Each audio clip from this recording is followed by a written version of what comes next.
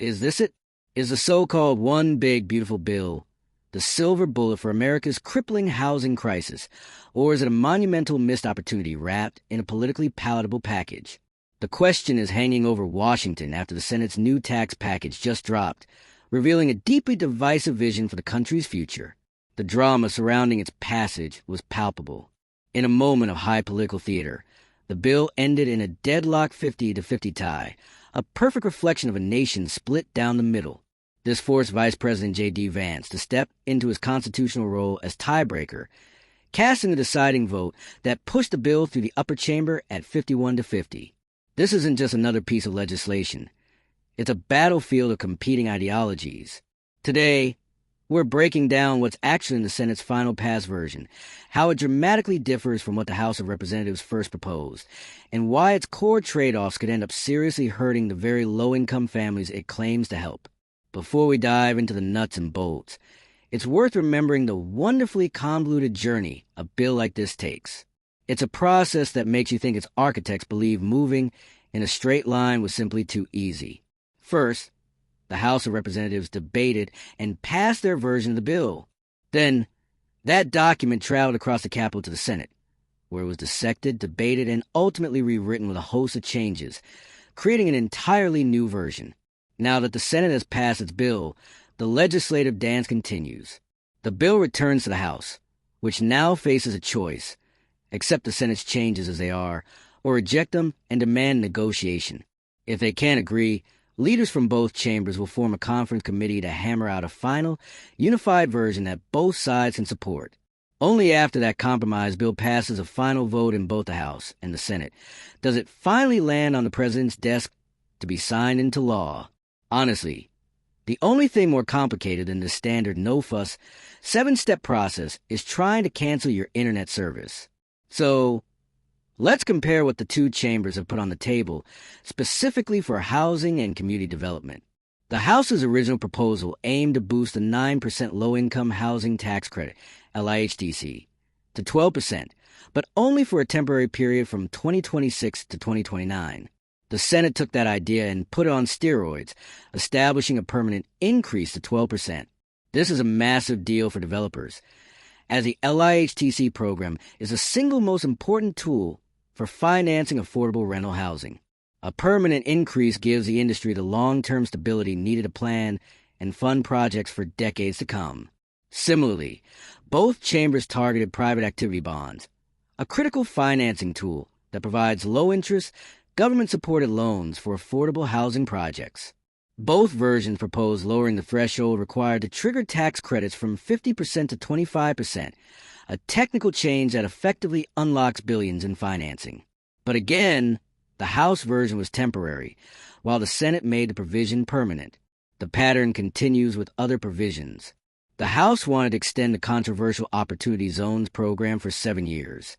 The Senate made the program permanent, though with some added oversight.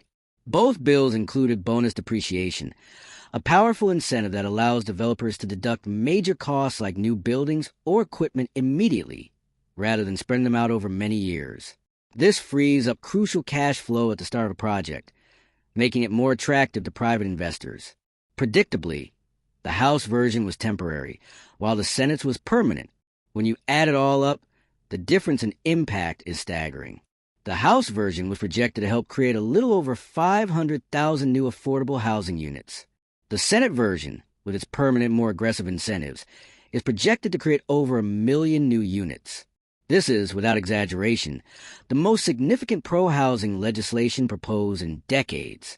So why, in a moment that promises the biggest investment in affordable housing in a generation, are advocates for low-income families so deeply troubled? Because the entire foundation of this bill rests on a perilous trade-off. These historic housing investments are paid for by extending tax cuts originally passed in 2017, and more alarmingly, by gutting the very public programs that serve as a lifeline for millions. To make the math work, both the House and Senate versions rely heavily on deep cuts to the social safety net. For instance, the House proposed effectively eliminating federal oversight of the SNAP program or food assistance, shifting the responsibility entirely to the states and instituting strict new work requirements that could cause millions to lose their benefits. The Senate version keeps these changes. The cuts to Medicaid are even more severe. The House bill proposed slashing approximately $800 billion from the program through work requirements and eligibility redeterminations, which would cause an estimated 7.8 million people to lose their health insurance. The Senate version digs even deeper, expanding the cuts to a staggering $1 trillion through even stricter work requirements and eligibility checks, threatening the coverage of upwards of 12 million people. These changes wouldn't just affect individuals.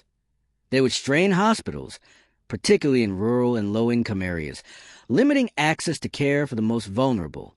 Both bills also cut access to student loan and repayment options, making it harder for students from low-income backgrounds and adult learners to pursue an education and climb the economic ladder. To understand the real-world impact, we can put this in plain dollars and cents. The Nonpartisan Congressional Budget Office, CBO, analyzed the House version of the bill, and its findings were stark. The poorest household in America would see their annual resources decrease by about $1,600 on average. Meanwhile, the wealthiest households would enjoy a net gain of about $12,000 annually. Herein lies the central cruel paradox of the one big, beautiful bill. The Senate version could indeed build over 1 million desperately needed affordable homes, which is an amazing feat, but would achieve this by taking away the very support systems, healthcare, food, and education aid, that help low-income families afford rent, stay healthy, and avoid falling into poverty in the first place. If we gut these foundational programs, we may find ourselves needing even more affordable housing just to shelter the newly cost-burdened families the bill itself creates. Floating above all of this is the massive elephant in the room, the national debt. The CBO projects the House bill would add between $2.40 to $2.80 trillion to the national debt over the next decade. The Senate bill, with its permanent tax cuts and larger spending provisions, would add over $3.3 trillion, potentially reaching $4 trillion. That's over $1 trillion more than the House version. More debt leads to higher Treasury yields, which in turn leads to higher interest rates for everyone. This makes borrowing more expensive for businesses, for consumers, and, critically, for the very affordable housing developments that rely on low-cost loans to make their financing work.